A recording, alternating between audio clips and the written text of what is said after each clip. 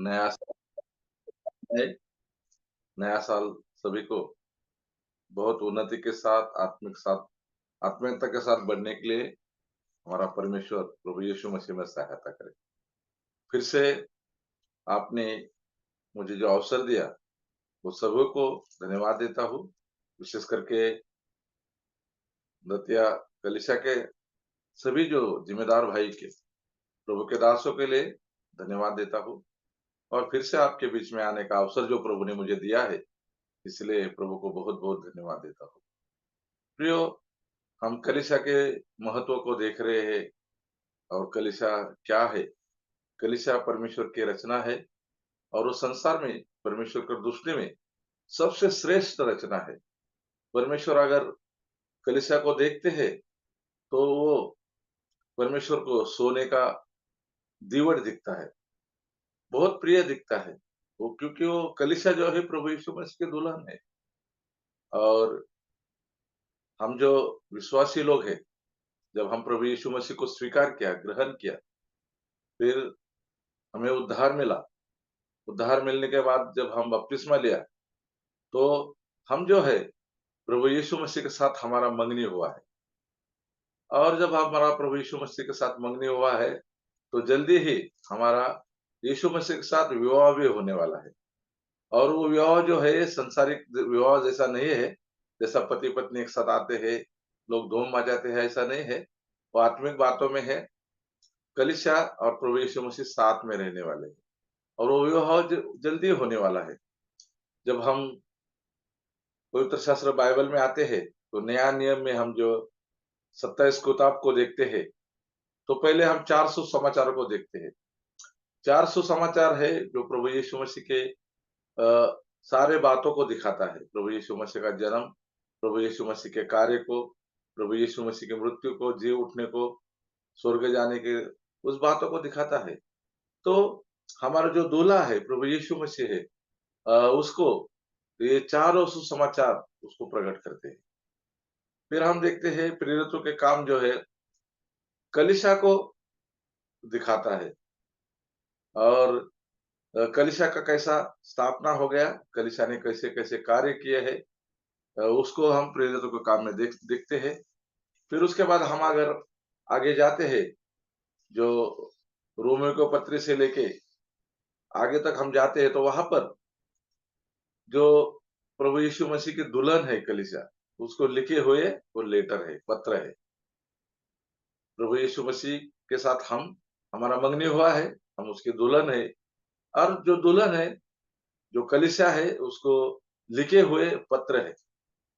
पुराने समय में ऐसा कहते हैं कि अगर किसी का पत्र आता था या किसी का खत आता था या लेटर आता था, तो दूसरा आदमी जिसका नाम लिखा होता था, वही पढ़ सकता था, दूसरा आदमी उसको नहीं पढ़ सकते थे। तो बहुत पुराने लोग बोलते दूसरे का खत पढ़ना नहीं चाहिए। लेकिन बाइबल जो है, कलीसिया को लिखा हुआ पत्र है, लिखा हुआ खत है, तो हमें उसमें पढ़ना है।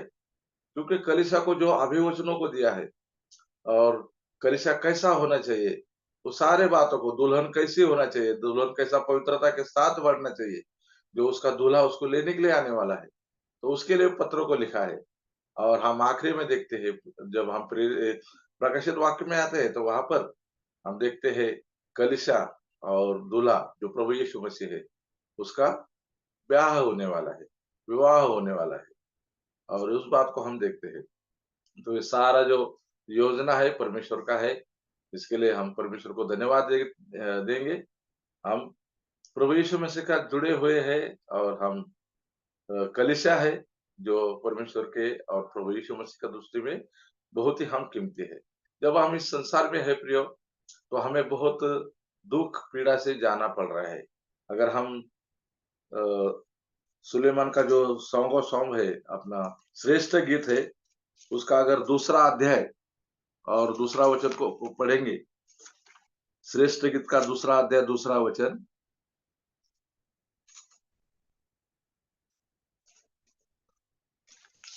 नीति वचन के बाद समूहोपदेशक, उसके बाद श्रेष्ठ गीत है, उसका दूसरा अध्याय दूसरा वचन। जैसे जैसे शोषण का फूल कटीले पेड़ों के बीच में, सॉरी, जैसे शोषण का फूल कटीले पेड़ों के बीच वैसे ही मेरी प्रिय युवती के बीच में है। ये जो श्रेष्ठ गीत है, एक पति-पत्नी का जो प्रेम है, वो प्रेम के बारे में लिखा है। और आत्मिक बातों में हम अगर देखते हैं, तो कलीसिया और प्रभु यीशु मसीह जो पति-पत्नी है, उनका प्रेम के बारे में इस किताब में लिखे हैं। तो यहाँ पे लिखता है, जैसे सोसन का फूल कटीले पेड़ों के बीच में है। सोसन का फूल, जंगली सोसन होते हैं, जंगल में आते हैं, और वो जो उसका फूल है, वो कटीले पेड़ों में है। आजू-बाजू में कटीले पेड़ है और उसके बीच में वो सोसन का फूल है। और ऐसे लिखा है, वैसे ही मेरी प्रिय, जो प्रिय शब्द है, वो प्रभु यीशु मसीह के दुल्हन को, उसके वधू को लिखा हुआ शब्द है। उसको प्रिय बहुत बार कहा है। और प्रभु यीशु मसीह को भी वहाँ पर प्रियतम कहा है।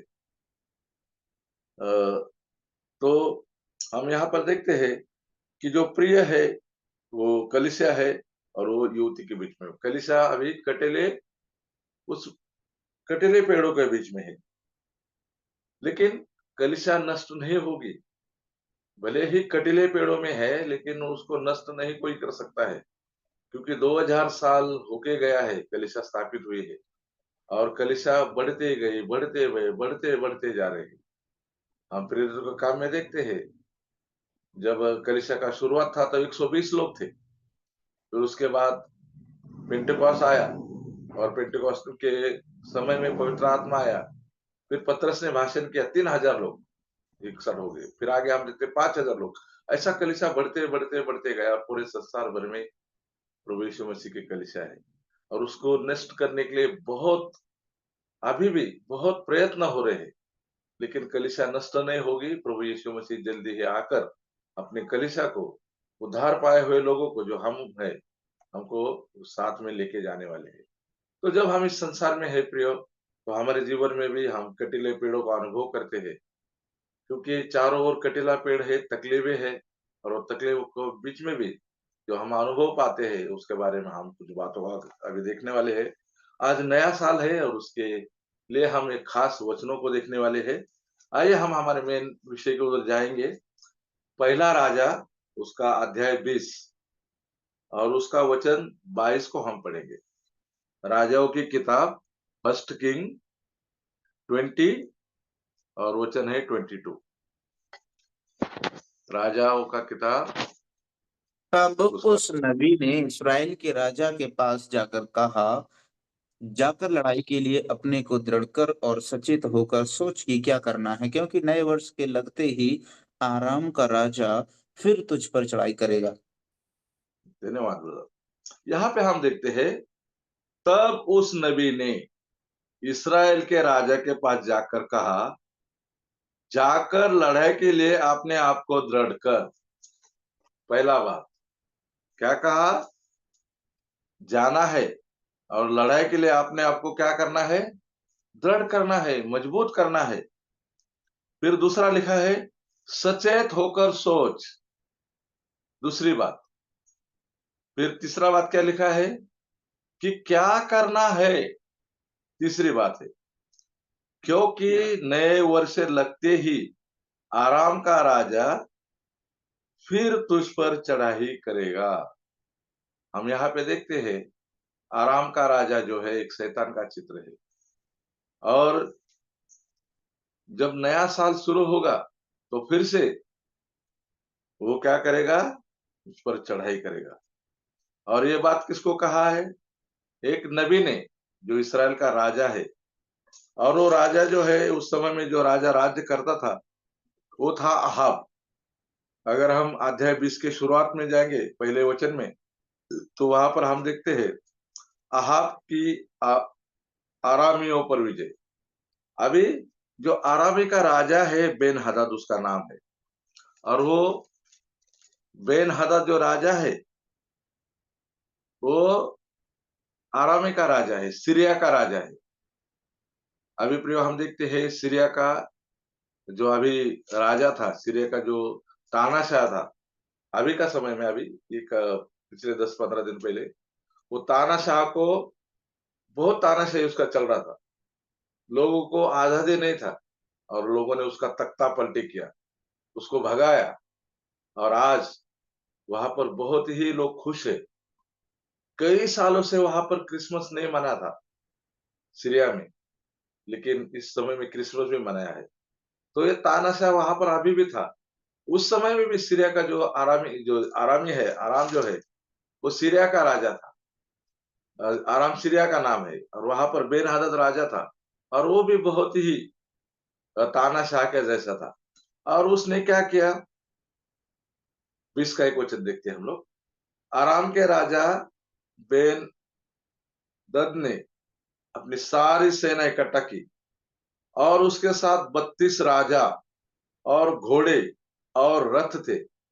उन्हें संग लेकर उसने शमरोन पर चढ़ाई की और उसे घेर के उसके विरुद्ध लड़ा। देखो, जो बेन-हदद है, उसने क्या किया? अपना खुद का सारा सेना इकट्ठा किया। साथ में 32 राजाओं के लिए आजू-बाजू के जो 32 राजा थे, उनकी सेना को साथ में लिया। फिर क्या लिया? घोड़े लिए, रथ लिए और वो सारे संग लेकर उसने शमरोन पर चढ़ाई की। शमरोन जो है इस्राएल का उस समय में राजधानी था और शमरोन में जो अहाब था, वो सत्ता पे था, राजा था और अहाब जो राजा था, वो बहुत ही बुरा राजा था। परमेश्वर की दृष्टि में अगर हम देखते हैं, तो अहाब एकदम बुरा राजा था। उसने इज़बेल से शादी किया और इज़बेल एक मूर्ति पूजा करने वाले की बेटी थी और उसने इस्राएल में मूर्ति पूजा लाया। ये अहाब भी उसके चक्र में फँस गया, वो भी मूर्ति पूजा करने लगा और परमेश्वर के दृष्टि में बहुत बुरा काम ये दोनों पति-पत्नी ने किया। नाबूत की जो बारी थी, उसको भी ये लोग जबरदस्ती लिया, नाबूत को भी मार डाला, इज़बेल और ये अहाब ने मिलकर। तो बुराई करने वाला राजा है और वो बुराई करने वाला राजा इस्राएल का राजा है और उस समय में जो शत्रु है, जो आरामी का सेनापति है, सीरिया का सेनापति है, वो बेन-हदद है और उसने क्या किया? शमरोन पर चढ़ाई किया। शमरोन का अर्थ होता है पहाड़ों के तरफ देखो। तो शमरोन नाम श श शमरोन का अर्थ होता है पहाड़ के तरफ देखो और हम देखते हैं भजन संहिता में लिखा है अ, उसको हम उसको देखेंगे पर्वत को ओर में देखो 121 भजन 121 मैं अपनी आंखें पर्वत की ओर लगाऊंगा, मुझे सहायता कहाँ से मिलेगी? तो पर्वतों को देखो, पर्वत पर देखो ऐसा शामनोन का अर्थ होता है। तो शामनोन में राजा करता था और यहाँ पर वो भजनकार लिखता है कि मैं अपनी आंखें पर्वत की ओर लगाऊंगा, मुझे सहायता कहाँ मिलेगा? अगर हम खाली पर्वत को देखे रहेंगे, पहाड़ों को देखते रहेंगे, तो हमें सहायता कहाँ से मिलेगी? लेकिन ऐसा लिखा है, मुझे सहायता यहोवा के ओर से मिलती है। हम पहाड़ों की तरफ देखना नहीं चाहिए। यहोवा की ओर देखेंगा, परमेश्वर की ओर हम देखेंगे तो हमें सहायता मिलती है। तो शमरोन में उसने चढ़ाई किया, उसके चारों ओर उसको घेरा और घेरने के बाद उसने क्या किया, वहाँ का जो राजा था, अहाब था, उसको उसने दूसरा वचन में हम देखते, तब उसने शामरोन को चढ़ाई की और उसे घेर के उसके विरुद्ध में लड़ा। तब उसने नगर में इस्राएल के राजा अहाब के पास दूतों को यह कहने के लिए भेजा, बेन-हदद तुझसे यूँ कहता है, तेरा चाँदी सोना मेरा है और तेरी स्त्रियाँ और बच्चे भी जो उत्तम है, वह भी सब मेरे हैं। इस्राएल के राजा ने उसके पास कहला भेजा, हे प्रभु, हे राजा, तेरे वचन के अनुसार मैं और मेरा सब कुछ तेरा है। उन्हें दूतों ने फिर जाकर कहा, बेन-हदद तुझे तुझसे यूँ कहता है, मैंने तेरे पास यह कहला भेजा था कि तू अपनी चाँदी, सोना और स्त्रियाँ और बालक भी मुझे देने पड़ेंगे। परंतु कल इस समय मैं अपने कर्मचारियों को तेरे पास भेजूँगा और वो तेरे आ और वे तेरे और तेरे कर्मचारियों के घरों को ढूँढ-ढाँड़ कर और तेरी जो मनभावनी वस्तुएँ निकाल कर उन्हें वे अपने अपने हाथों में लेकर आएँगे। देखो इतना बड़ा धमकी, उसको तो चारों ओर से घेरा है लोगों को, शमरून को और राजा को ऐसा धमकी दिया है, तेरे पास जितना सोना है, चाँदी है, सब मेरा है। तेरी औरतें भी जो है, स्त्रियाँ भी मेरी है, वहाँ पे रहने वाली, बाल-बच्चे भी मेरे हैं और मैं कल आके सबको जिस जो ढूँढ-ढाँड़ के जो है मैं लेके जाऊँगा। और ये राजा कहता है, हाँ, हाँ, तेरा है, लेकिन जब वो बोला बाल-बच्चों को लेके जाएगा तो वो डर गया। फिर डरने के बाद उसने क्या किया, कुछ पुरनियों को, जो बुजुर्गों को इकट्ठा किया और उनको बताया राजा ने ऐसा-ऐसा धमकी मुझे दिया है। और वो पुरनियों ने जो बुजुर्ग लोग थे, उन्होंने बोला कि आपको डरने का कुछ आवश्यकता नहीं है। आप युद्ध के लिए तैयार हो जाओ। उसने अच्छा सम्मति दिया और अहाब जो राजा था, उसको जो युद्ध के लिए जो उसको जाना था अ, उसके लिए थोड़ा उसको ताकत मिला कि ये लोग कह रहे हैं कि हम युद्ध करना चाहिए। फिर हम देखते हैं प्रियो, उसने एक अच्छा सम्मति को मान लिया। लेकिन हम देखते हैं सुलेमान राजा हुआ था, दाऊद के बाद सुलेमान दाऊद के जगह पे राजा बना और सुलेमान के बाद उसका बेटा रहोबयाम वहाँ पर राजा हो गया और सुलेमान ने भी बहुत बड़ा टैक्स लोगों के ऊपर लगाया था और जब रहोबयाम का राज्य करने को उसका राज्याभिषेक किया, उसको राजा करके नियुक्त किया, तो उसने पूछा कि हम क्या कर सकते हैं लोगों के लिए? तो उसने बुजुर्ग लोगों को बुलाया, उससे सम्मति लिया। भाई हम क्या करेगा आपके लिए? तो उन्होंने बोला भाई अच्छे-अच्छे काम करो, लोगों के लिए अच्छे कार्य करो। अ, उनको ज़्यादा ताड़ना मत दो, उनको ज़्यादा तकलीफ मत दो। तुम्हारे पिता ने तो बहुत बड़ा टैक्स लगाया था, तुम उस टैक्स को खत्म करेगा तो और भी अच्छा रहेगा। फिर उसने जवान लोगों का सलाह लिया और जवान लोगों से सलाह लेने के बाद जवानों ने कहा, उनको बोलो मेरा जो पिता है अ, उसकी जो कमर है मेरी जो उँगली के जैसी है और मेरे पिता ने जितना तुमको सताया, उससे मैं बहुत आपको सताऊँगा। और वो जवानों की उसने जो सम्मति है, सलाह है मान ली और एक बुरा राजा कर वो इतिहास में पवित्र शास्त्र बाइबल में उसका उल्लेख है। लेकिन अहाब बुरा राजा है लेकिन उसने सलाह ली और युद्ध के लिए थोड़ा मन को थोड़ा बनाया। फिर हम देखते हैं उसके बाद एक नबी वहाँ पर आया और नबी ने कहा कि तू युद्ध शुरू करेगा और युद्ध परमेश्वर ने मुझे कहा है कि ये युद्ध में है तू विजय होगा, तू विजय पाएगा। और वो बोला युद्ध कौन शुरू करेगा? बोला तू ही शुरू करेगा। और वो नबी ने ऐसा कहा और नबी के कहने से फिर हम देखते हैं युद्ध हुआ और जो अरामी का राजा था बेनहद, उसकी सारी सेना को परास्त किया। वो भी अपने वो सब छोड़कर भाग गया। जब वो उन पर हमला किया था, वो लोग सब राजा-बेजा मिलकर इतने सारे राजा थे, वो लोग शराब पी रहे थे और फिर परमेश्वर ने उनको उनके ऊपर विजय दिलाई और वो जो अरामी का राजा था, वहाँ से निकल गया और हम देखते हैं जब वो निकल गया तो इनको एक परमेश्वर का धन्यवाद करने का मौका मिला और परमेश्वर ने जो बुरा राजा था, तो उस बुरा राजा को परमेश्वर ने सहायता किया और इस्राएल को बचाया। प्रियो हम भी अहाब के जैसे ही बुरे हैं। पूरे साल भर में हमने बुराई की, कलीसिया में सही समय पर नहीं गए, कलीसिया के कुछ काम नहीं आए, सुसमाचार का काम भी नहीं किया। फिर हम अच्छा दान नहीं दिया और कलीसिया के ज़्यादा संगति में नहीं रहे। प्रतिदिन कभी हमने कभी बाइबल पढ़ा नहीं और ऐसा ही गलत रीति से प्रभु भोज लिया। बहुत सारी गलतियाँ जैसा आपके जीवन में थी, वो सारे हमारे जीवन में है। लेकिन हमारा परमेश्वर बड़ा दयालु है, बड़ा प्रेमी है और उसने हमें एक और नया साल दिया है। जैसा हम देखते हैं मत्ती का सुसमाचार में एक जो पेड़ था, वो हम देखते हैं कि दाग के बारे में अंजीर का पेड़ था और उसके ऊपर प्रभु फल देखने को गया। तो फल नहीं था, तो प्रभु बोला, ये जगह क्यों उसको रोक रखा है, इसको तोड़ डालो।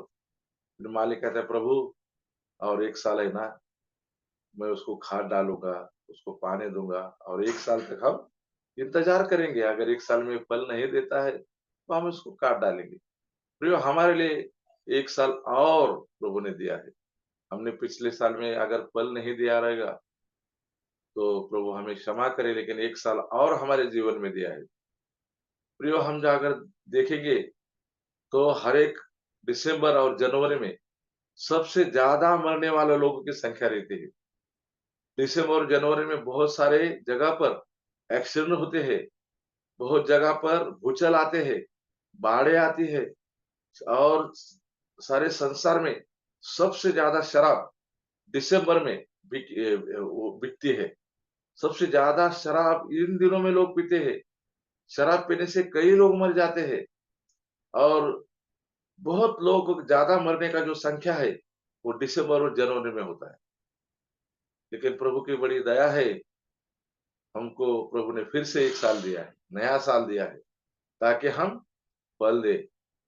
यहाँ पर भी हम देखते हैं, जब वो राजा को सारे राजाओं को परास्त किया, सीरिया का राजा को भी भगाया और अभी इस्राएल में अभी शांति है। लेकिन वही नबी फिर उसके पास आया, राजा के पास आया और राजा को बोला, हे एक राजा, अभी तुझे क्या करना है? जाकर लड़ाई के लिए अपने आप को दृढ़ करना है। फिर तुझे लड़ाई करना है। अभी 1 साल में अभी एक शत्रु एक तो गया, तो तुझे लड़ाई बंद नहीं करना है। युद्ध तुझे रोकना नहीं है। तुझे क्या करना है? लड़ाई के लिए अपने आप को मजबूत करना है, दृढ़ करना है। क्यों दृढ़ करना है? क्योंकि ऐसा लिखा है, नए वर्ष लगते ही आराम का राजा, सीरिया का राजा फिर तुझ पर चढ़ाई करेगा। जब नया साल लगता है प्रियो, तो फिर से शैतान हमला करना शुरू करता है। पुराने समय में हम देखते हैं, जो पुराने समय में जो राजा थे, नया साल जब लगने का, तो हम देखते हैं वो युद्ध को जाने का। एक उदाहरण को देखेंगे हम, पहला शमूएल 11 का 1 को, शमूएल पहला अध्याय 11 का 1, और भी वचन है, लेकिन हम थोड़ा समय की वजह से थोड़ा कम देखेंगे। पहला शमूएल 11 का 1 देखेंगे। तब अम्मोनी नहास ने चढ़ाई करके गिलाद के याबेस के विरुद्ध छावनी डाली और सॉरी, याबेस के सॉरी, सब ब्रदर, दूसरा शमूएल 11 का 1, दूसरा दूसरा, समूह। हाँ, दूसरा शमूएल 11 का 1। फिर जिस जिस फिर जिस समय राजा लोग युद्ध करने को निकला करते थे, उस समय अर्थात वर्ष के आरंभ में दाऊद ने योआब को और उसके संग अपने सेवकों और समस्त इस्राएलियों को भेजा, और उन्होंने ठीक है, अम्मोनियों को नाश किया और रब्बा नगर को घेर लिया, परंतु दाऊद यरूशलेम में रह गया। ठीक। यहाँ लिखा है, फिर जिस समय राजा लोग युद्ध करने को निकला करते थे, उस समय अर्थात वर्ष के आरंभ में, वर्ष का आरंभ शुरू होने का, वर्ष का जब शुरुआत होने का नया साल का, तो राजा लोग युद्ध करने को जाने का। तो अभी अहाब के समय में हम देखते हो, राजा को तो परास्त किया, लेकिन नया साल आने वाला है और नया साल शुरू होते ही वापस युद्ध शुरू होगा। और वो युद्ध जब शुरू होगा, तो राजा को क्या करना है उस नबी ने बताया। तो नबी जो है परमेश्वर का अभिषेक किया हुआ रहता है, क्योंकि उस समय में हम देखते हैं राजाओं को, नबियों को और भविष्यद्वक्ता को अभिषेक किया जाता था, और वो अभिषेक परमेश्वर की ओर से होता था। परमेश्वर कहते थे, उसको नबी बना, इसको राजा बना, इसको भविष्यद्वक्ता बना। तो नबी जो है परमेश्वर की ओर से बातें करता था। नबी का काम कर ये था, परमेश्वर का जो निरोप, यानी कि परमेश्वर का जो बातें हैं मनुष्य को पहुंचाना, परमेश्वर का संदेश लोगों तक पहुंचाना। तो वो परमेश्वर का संदेश लेके आया और राजा को कहा, तू क्या कर, लड़ाई के लिए अपने आप को क्या कर, मजबूत कर, उसको दृढ़ कर। लड़ाई के लिए क्या करना है तुझे? दृढ़ करना है। यशायाह का 54 का 2 देखेंगे। यशायाह 54:2, यशायाह का 54 का 2।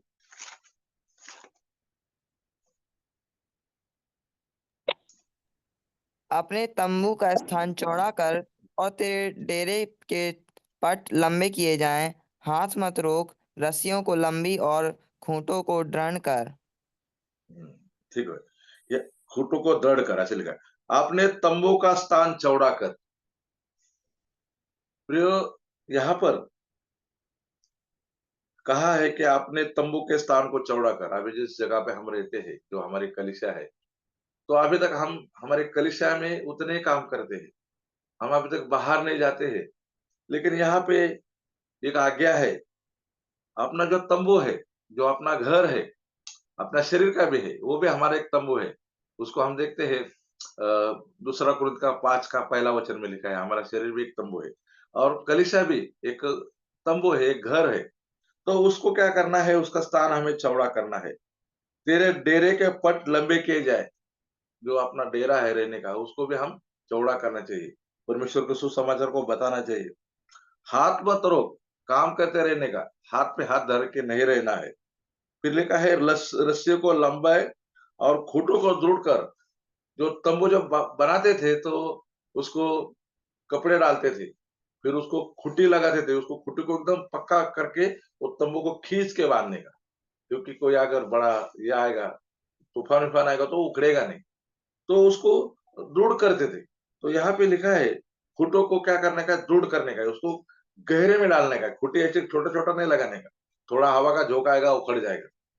तो यहाँ पर एक हमें ये कलीसिया का काम कैसा करना है, इसके बारे में अगर हम देखें तो एक और स्टडी हो जाएगा।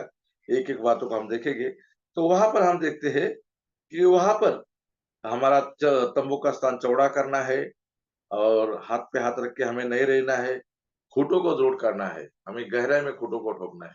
तो हमारा काम पक्का होना चाहिए, अधूरा काम हमारा नहीं होना चाहिए। तो ये दृढ़ रहने के लिए एक बात कही। फिर हम देखते हैं नहूम का 2 अध्याय वचन 1। नहूम 2 का 1।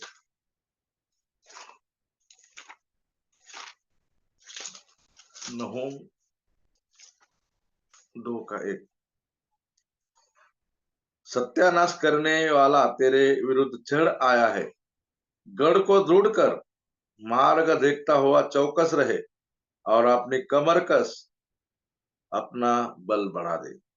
यहाँ पर भी जो शैतान हमला करने वाला है नया साल में, तो हमें क्या करना है? अपने गढ़ को दृढ़ करना है। मार्ग देखता हुए, हमें आजू-बाजू को देखते हुए हमें चौकस रहना है, सावधान हमें रहना है। हमें अपनी कमर कसना है, हमेशा हमें तैयार रहना है और अपना बल अपने को बढ़ाना है, अपनी ताकत को बढ़ाना है। बलहीन नहीं बनना है। बल कहाँ से मिलता है? परमेश्वर की ओर से मिलता है। आत्मिक ताकत हमें परमेश्वर से लेना है और हमें अपने गढ़ को दृढ़ करना है, खूंटी को दृढ़ करना है, गढ़ को दृढ़ करना है, यहाँ पे लिखा है। और एक बात को हम देखेंगे, अ, भजन संहिता 90 का 17। भजन संहिता 90 का 17।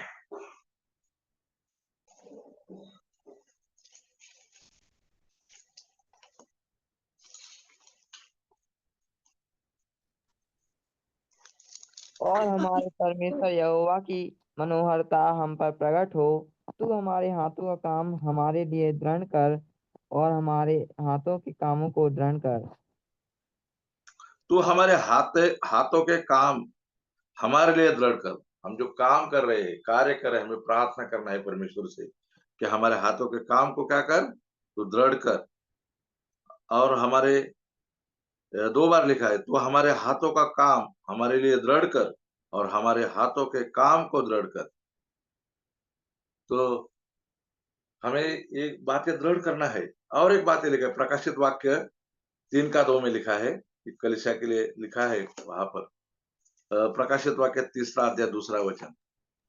जागृत रह और उन वस्तुओं को जो बाकी रह गई हैं और जो मिटने को थीं, उन्हें दृढ़ कर, क्योंकि मैंने तेरे किसी काम को अपने परमेश्वर के निकट पूरा नहीं पाया। अ,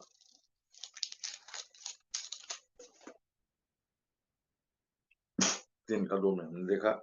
वहाँ पे सारदिस कलीसिया के लिए लिखा है, जागरूक रहना है, उन वस्तुओं को जो बाकी रह गए हैं और जो मिटने हैं, उसे दृढ़ कर। और ये सारदिस की कलीसिया को परमेश्वर उसको कहते हैं, उसको चेतावनी देते हैं कि तू क्या कर, जागरूक रहना है। उन वस्तु जो बाकी रह गए हैं, मिटने पर है, उन्हें दृढ़ करना है। बहुत सारी बातें मिटने वाली थी। क्योंकि मैंने तेरे किसी काम को अपने परमेश्वर के निकट पूरा नहीं पाया। एक ऐसी कलीसिया है, उसने परमेश्वर के काम को पूरा नहीं किया और अभी उसके काम मिटने वाले थे। तो परमेश्वर उसको सलाह देता है, चितौनियाँ देता है। प्रभु उसको कहता है कि तू क्या कर, दृढ़ कर, जो तेरे काम मिटने वाले हैं उसको दृढ़ करने के लिए कहता है। क्या प्रियो, हमारी कलीसिया मिटने पर है? हमारा कलीसिया परमेश्वर के दृष्टि में बिना काम करने वाला कलीसिया है। तो हमारे लिए भी एक सावधानी का इशारा यहाँ पर लिखा हुआ है। तो हमें क्या करना है? जैसा कि उस राजा को कहा था कि तू अपने आप को दृढ़ कर, लड़ाई के लिए दृढ़ कर। प्रियो, हम जो है, हम एक लड़ाई के मैदान पे है। हमारा युद्ध निरंतर शुरू है। हम इस संसार में उद्धार पाए हुए लोग हैं, ये युद्ध के भूमि पर है। हमारा युद्ध निरंतर शुरू है। इफिसियों के पत्री में जाएंगे, 6 अध्याय 12 वचन में हम अगर जाएंगे, इफिसियों के पत्री 6 का 12, इफिसियों की पत्री 6 का 12 में देखिए। क्योंकि हमारा यह मल्ल युद्ध लहू और मांस से नहीं, परंतु प्रधानों से और अधिकारियों से और इस संसार के अंधकार के हाकिमों से और उस दुष्टता की आत्मिक सेनाओं से है जो आकाश में है। देखो, हमारा युद्ध किससे है? आत्मिक युद्ध हमारा शुरू है। हम ऐसा शारीरिक का युद्ध नहीं करते हैं, बंदूकें लेके, तलवारें लेके नहीं करते हैं। हमारा आत्मिक युद्ध है और हम आत्मिक युद्ध में है। और हमारा आत्मिक युद्ध जो है, इस संसार में जो हाकिम है उसके विरुद्ध चल रहा है प्रियो। तो हम युद्ध भूमि में है। तो जब हम युद्ध भूमि में है, तो हमें क्या होना है? दृढ़ रहना है। अपने आप को युद्ध के लिए तैयार रखना है, दृढ़ रखना है। फिर आगे लिखा है, सचेत होकर सोच। दूसरा बात उस राजा को क्या कहा? तू सचेत होकर सोच। देखो, पहला पत्रस 5 का 8 में लिखा है, पहला पत्रस 5 का 8 शैतान के बारे में लिखा है। और हम सचेत वो हो और सचेत हो। जागते रहो, क्योंकि तुम्हारा विरोधी शैतान गरजने वाले सिंह की नाई इस खोज में रहता है कि किसको फाड़ खाए। हाँ, हमारा शत्रु शैतान खोज में रहता है किसको फाड़ खाए। इसके लिए सचेत रहो, सावधान रहो। तो जैसा उस अहाब को कहा था कि तुझे सचेत होकर सोचना है, सचेत रहना है। तो हमें भी सावधानी बरतना है, क्योंकि हमारे पीछे शैतान जो है, जो विश्वासी है, वो हमेशा शैतान उसके ऊपर उसकी दृष्टि देते हैं, विश्वास पे लोगों पे। कभी उसको गिराए, उसके परिवार को कैसा गिराए, उसको कैसा गिराए। तो हमें सचेत होकर रहना है, शैतान के कुछ कामों में नहीं आना है, शैतान के बातों में हमें नहीं आना है। तो उसको भी कहा था तू सचेत हो, हमें भी सचेत होना है, सावधान रहना है। और भी हम कौन सी बातों में सचेत होना है, उस बात को भी हम यहाँ पे देखते हैं। दूसरा तिमोथेयुस और उसका दूसरा अध्याय 26 वचन।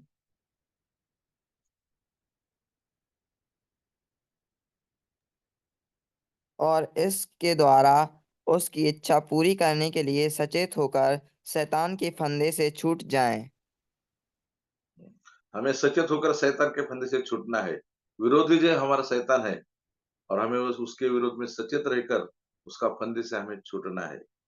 फिर हम यहेजकेल के किताब में देखते हैं 3 का 18 में, दुष्टों को सचेत करना हमारा काम है, नहीं तो हमको लेखा देना पड़ेगा। जो दुष्ट लोग हैं, दुर्जन है, जो पापी लोग हैं, संसार में सब लोग पाप में है, नरक के रास्ते पे है, अंधेरे में है, उनको हमें सचेत करना है और उन्हें हमें बताना है, सुसमाचार बताना है। वहां पे लिखा है, अगर तुम उसको नहीं बताओगे, उसको सचेत नहीं करोगे ऐसे लोगों को, तो जो न्याय आने वाला है, वो न्याय अगर हम सचेत नहीं करें तो न्याय हमारे ऊपर आएगा और हमें फिर परमेश्वर के सामने हमको हिसाब देना पड़ेगा। सब बातों का हमें हिसाब देना पड़ेगा, ऐसा लिखा है, लेखा देना पड़ेगा। अगर हम सचेत नहीं करते, सुसमाचार नहीं बताते, प्रभु का जो क्रोध आने वाला है, प्रभु का न्याय आने वाला है, और हम उद्धार का सुसमाचार नहीं बताते हैं और लोगों को सचेत नहीं करते हैं, उसको हम यहेजकेल का 3 अध्याय 18 वचन में देखते हैं। और यहेजकेल के 33 अध्याय में भी देखते हैं, हमें पहरेदार, हमें वॉचमैन बनाया है और वो काम हमें करना है। अगर हम नहीं करते हैं, तो हमें हिसाब देना पड़ेगा कि हमने ये काम नहीं किया। तो हमें सचेत रहकर हमें ये काम करना है। फिर ऐसा लिखा है, तीसरा बात उसको राजा को कहा कि क्या करना है और तुझे क्या करना है? तो क्या करना है, पहला शमूएल 10 का 8 में जाएँगे हम। शमूएल का 10 का 8, 16 का 3। पहला शमूएल 10 का 8 को देखेंगे।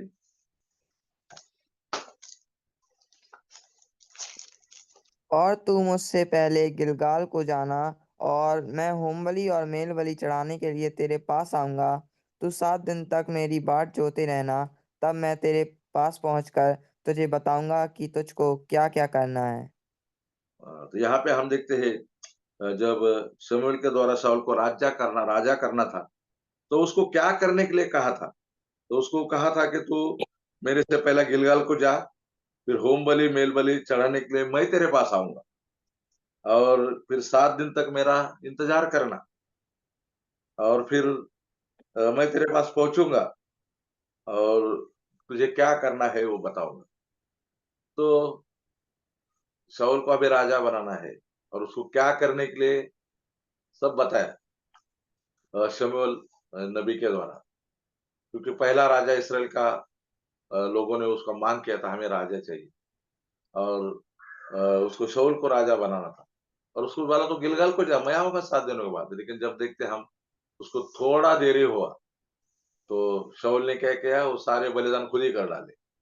तो थोड़ा भी उसने इंतज़ार नहीं किया। तो ऐसी बातें हमें नहीं करना है, परमेश्वर के लिए हमें बहुत घाई गड़बड़ी नहीं करना है। कलीसिया के कामों में हो, किसी भी कामों में हो, शांति के साथ परमेश्वर के आज्ञा के अनुसार, वचन के अनुसार हमें काम करना है। क्या करना है, तो परमेश्वर की इच्छा जानकर हमें इस बात को हमें करना है। और आगे हम देखते हैं 16 का 3 में भी देखते हैं, उसी में 16 अध्याय का 3 वचन में भी लिखा है। और यज्ञ पर यिशै को न्योता देना, तब मैं तुझे जता दूंगा कि तुझको क्या करना है, और जिसको मैं तुझे बताऊं उसी को मेरी ओर से अभिषेक करना। हाँ, दाऊद के लिए भी हम देखते हैं, दाऊद को भी जब राज्याभिषेक करने का था, तो वहाँ पर भी इस बातों को बताया था। और हम देखते हैं दाऊद के समय में ऐसा गड़बड़ी नहीं हुआ, लेकिन शाऊल के समय में गड़बड़ी हुआ। और शाऊल को जो आज्ञा दिया था कि अमालेकी लोग जो है, उनका जो राजा है उसको भी नष्ट कर देना, उसके सारे वस्तुओं को नष्ट कर देना, लेकिन उसने आज्ञा नहीं पाली और उसका राज गया। तो क्या करना है हमें प्रभु बताते हैं, वचनों के द्वारा बताते हैं। और इस अहाब राजा को भी बताया, तुझे क्या करना है, तुझे सचेत रहना है, मजबूती करना है और क्या करना है, ये सारे बातें बताया। इसलिए बताया कि जब नया साल आएगा, तो आराम का राजा जो शैतान है, फिर से तुझ पर चढ़ाई करेगा, फिर से युद्ध करने को आएगा। और हम देखते हैं, ये बातें नबी ने उसको कहा। और फिर हम 26 वचन में जाएंगे, पहला राजा 20 का 26। अभी हमने 22 वचन को पढ़ा है, उसके अंदर जो 3 बातें लिखी है, जो उसको कहा था करने के लिए। फिर हम 26 वचन में आएंगे।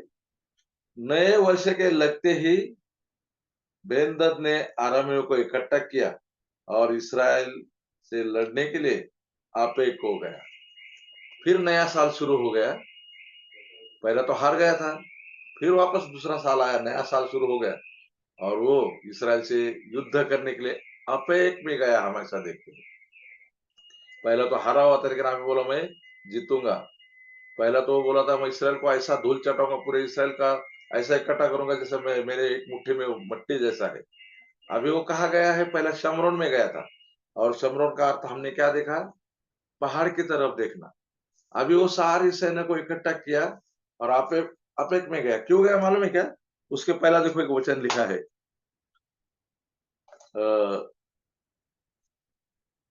सॉरी,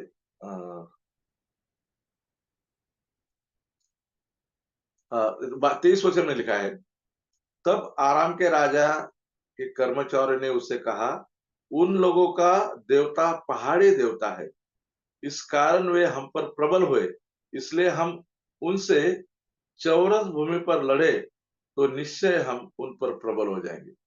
उनके लोगों ने उस राज जब हार गए तो बेंदत था उनका जो राजा, उसको वो लोग ने सलाह दी।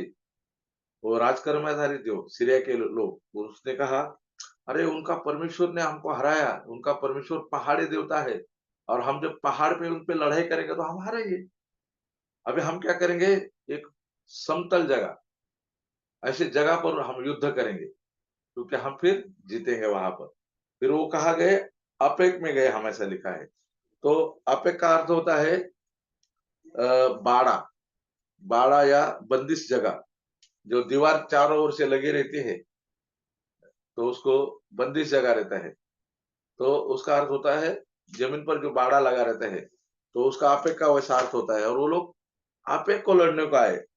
फिर हम वहां पर आगे देखते हैं, वहां पर उन्होंने बहुत तैयारी की, बहुत सेना लेके आई, और इसराइल लोग उनके सामने, ऐसा लिखा है 27 वचनों में, बकरियों के छोटे झुंड जैसे लग रहे थे। इतना बड़ा उनका इतना बड़ा वो सेना लेके आए। और इसराइल लोग कैसे दिखते थे, जैसे बकरों के छोटे से 2 झुंड। और प्रियो, हम भी इस संसार में छोटे से झुंड है। हम छोटे से झुंड है, और शैतान हमें नष्ट करने के लिए बार-बार आता है। नया साल लगेगा, हमारे जीवन में नया साल आया, शैतान हमें हमला करने को तैयार है। हमें सचेत होना है, मजबूती करना है, परमेश्वर को क्या करना है, जैसा उसको कहा ये बातें हम करें, क्योंकि नया साल में उसका फिर से हमला होता है। हम छोटे लोग छोटी है, हम छोटा झुंड है। हम लूका का सुसमाचार में देखते हैं, वहां पे लिखा है, ये छोटे झुंड मत डर। और यहाँ पे छोटे झुंड लगा, और फिर हम देखते हैं ये लोगों ने कहा, परमेश्वर तो पहाड़ी देवता है, हम पहाड़ पे लड़ेंगे तो हमको हराता है। फिर यहाँ पे हम उसको जमीन पे लड़ेंगे। तो परमेश्वर का बाड़ा हमारे तरफ है, आपेक में भी उसका बाड़ा है। और हम देखते हैं इतने सेना को भी परमेश्वर ने हमेशा के लिए हरा दिया, और वो सारी सेना हार गई। फिर उसके बाद हम देखते हैं वो राजा भी भाग गया। अभी राजा को मारना था, तो अहाब ने उसको मारा नहीं। फिर वो लोग ने एक सम्मति बनाया, हम क्या करेंगे, अहाब के पास जाएंगे और उसको बोलेंगे, भाई तू हमको मत मारना, तेरे पिता का जो जो शहर भी हमने कुछ लिया है, वो सब गांव हम शहर तुझे दे देंगे, और तुझे धन दे देंगे, सब कुछ दे देंगे, और हम मित्र के जैसा रहेंगे। अ, तो उसको बहुत वो सम्मति बहुत अच्छी लगी, और अहाब शत्रु से मिल गया। और हम देखते हैं परमेश्वर को उस बात से बहुत क्रोध आया। परमेश्वर ने उसको बुरा राजा होने के बावजूद भी 2 बार उसको बचाया, उस राजा से। वो सारे परिवार को, बाल बच्चों को, स्त्रियों को, धन को सब लेके जाने के लिए आया था। फिर दोबारा बहुत सैन्य लेके आया, तभी भी उसको हराया। लेकिन उसका जो षड्यंत्र था, उसको समझ नहीं पाया। आज शैतान यही बातें हमें करते हैं। हमारा परमेश्वर पहाड़ी परमेश्वर है, जमीन का परमेश्वर है, सारी जगह पर हमको परमेश्वर विजय देता है। लेकिन हम शैतान के कुयुक्त को, शैतान के षड्यंत्र को नहीं जानते। अगर वो षड्यंत्र में हम जाते हैं, कभी-कभी हमें मूर्ति पूजा करने लगाता है, परमेश्वर के प्रेम से दूर लेके जाता है। कभी-कभी हमें लगता है, क्या कलीसिया में जाने का, आज का दिन आराधना में नहीं गए तो चलेगा, सुसमाचार नहीं सुनाएगा तो चलेगा।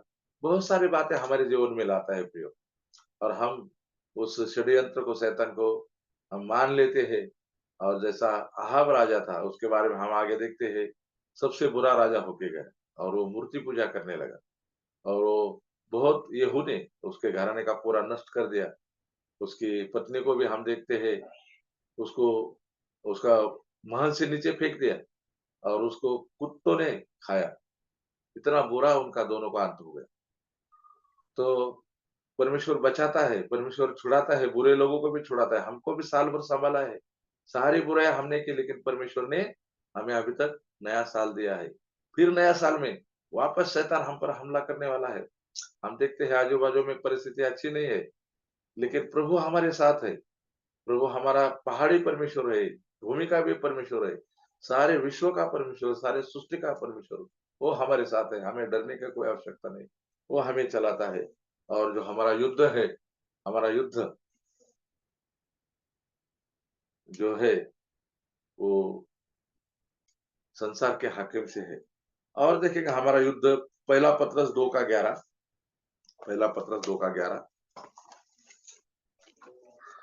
पहला पत्रस 2 का 11।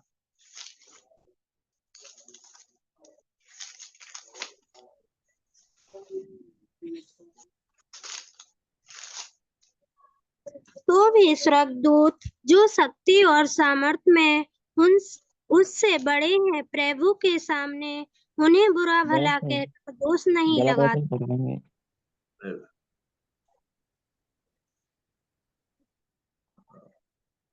2 का 11। हे प्रियो, मैं तुमसे विनती करता हूँ कि तुम अपने आप को परदेशी और यात्री जानकर उस संसारिक अभिलाषाओं से जो आत्मा से युद्ध करती हैं बचे रहो। हे प्रियो, मैं तुमसे विनती करता हूँ कि तुम अपने आप को परदेशी और यात्री जानो। प्रियो, पत्रस यहाँ पे लिखता है कि हम इस संसार में क्या है? परदेशी और यात्री है। हम इस संसार के नहीं है, ये संसार हमारा नहीं है।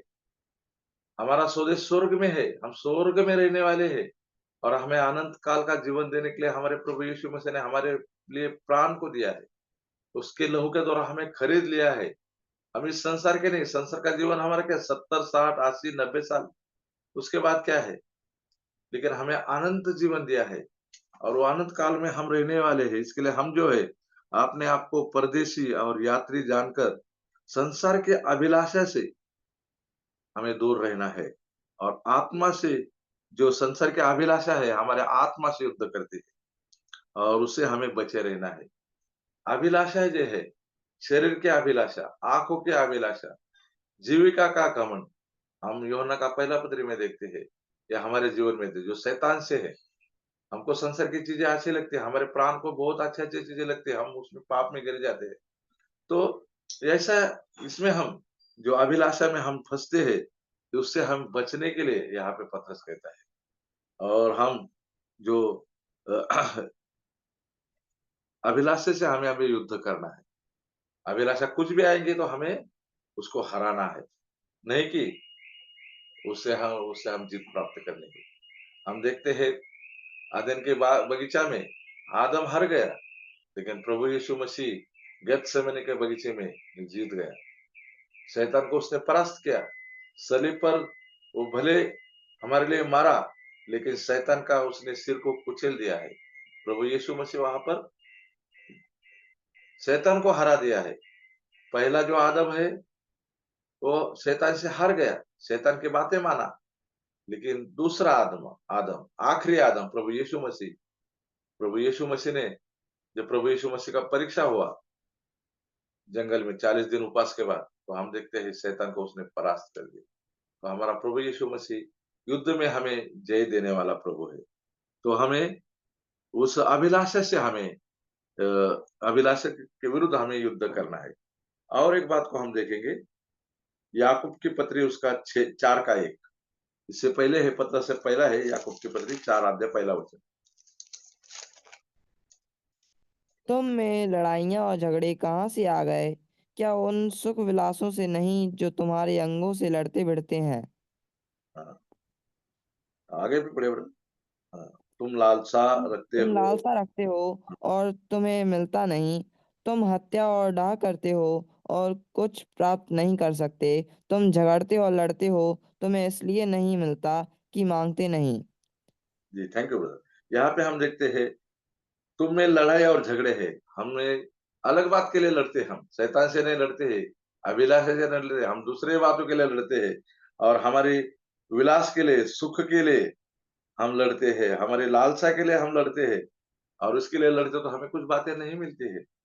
तो ऐसा भी हमारा युद्ध शुरू है, लेकिन हमारा सच्चा युद्ध जो यीशु के पत्र में देखते हैं शैतान के विरोध में है और शैतान हमें हमेशा हराने का कोशिश करता है और नए साल में भी शैतान का हमला कलीसिया पे होगा, हर एक आत्मा में होगा।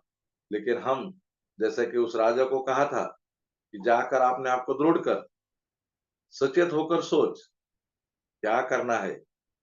अगर हम इस बात को करेंगे तो प्रियो हम निश्चित निश्चित विजय पाएंगे। हमारे शत्रु को हमें पहचानना है। हमारा जो शत्रु है, इसराइल के 7 शत्रु थे, और जब हम देखते हैं उनको परमेश्वर ने मिस्र से निकालकर कनान देश में ले गए, तो कनान में उनके 7 शत्रु थे, और 7 शत्रु को कहा था उनको हमेशा के लिए वहां से निकाल दो। अगर तुम निकालेंगे नहीं, वो तुम्हारे बीच में रहेंगे, तुम उसका रीति रिवाज को, उनकी परंपरा को तुम सीखेंगे, और तुम मूर्ति पूजा करने लगोगे। तुम्हारी बेटे बेटियां उनसे शादी करेंगी, और तुम मेरे क्रोध के पात्र हो जाओगे। और इसराइल लोगों ने सबको नहीं निकाला, और परमेश्वर ने जैसा कहा था वैसा किया। शत्रु को उन्होंने परास्त नहीं किया, शत्रु को निकाला नहीं। और फिर वापस में हम देखते हैं, उनके लिए ऐसा कहा कि तुम्हारे वो पंजर के लिए कांटे हो जाएंगे। और ऐसा ही भी हम देखते हैं, शत्रु बढ़ते बढ़ते गए। हमारे भी प्रिय 3 शत्रु है। हमारा शत्रु है हमारा शरीर। तो हमारा जो शत्रु है शरीर है। हम शरीर के द्वारा परमेश्वर के काम को नहीं करते हैं। कभी बाइबल पढ़ने करेंगे तो हमारे शरीर बोलता है, अरे थोड़ा आराम कर, अरे थोड़ा ये कर, कभी वो कर, पहला अपना कर। तो परमेश्वर के पास जाने को हमें रोकता है हमारा शरीर, वो भी हमारा शत्रु है। फिर दूसरा शत्रु हमारा संसार है। संसार में हमको तकलीफें है, पीड़ा है, हमारे रिश्तेदार हो, हमारे नजदीकी हो, संसार हमसे घृणा करता है, संसार हमको पीड़ा देता है। और तीसरा शत्रु हमारा शैतान है। और इस तीनों शत्रु को भी हमें पहचानना है, और नया साल लगते ही हमें सचेत होना है, और सचेत होकर शैतान के हमले को हमें पहचानना है। अगर हम ऐसा करेंगे तो हम एक विजयी जीवन पा सकते हैं। और प्रेरितों का प्रकाशित वाक्य में का है, जो विजय पाता है मैं उसको स्तंभ बनाऊंगा। मृत्यु तक विजय रहेगा तो उसको मुकुट मिलने वाले हैं। तो प्रियो, हम हमारे शत्रु को पहचाने, और जो बातें नए साल में हमें करने के लिए कहा है वो हम करें। और हम कलीसिया को, जो परमेश्वर को श्रेष्ठ रचना है, उसको हम बहुत ही कीमत दे, उसमें हम बने रहे, और इन दिनों में प्रभु का काम हम करते रहे। बहुत सारी बातें हमारे लिए प्रभु ने बाइबल में रखी है, उस बात को हम देखेंगे, और बहुत सारे विषय है। लेकिन मैं अभी समाप्ति देता हूँ। दिए हुए समय के लिए कलीसिया के सभी को धन्यवाद देता हूँ। सभी को हैप्पी न्यू ईयर। और मुझे जो अवसर और मौका दिया, इसके लिए प्रभु को धन्यवाद।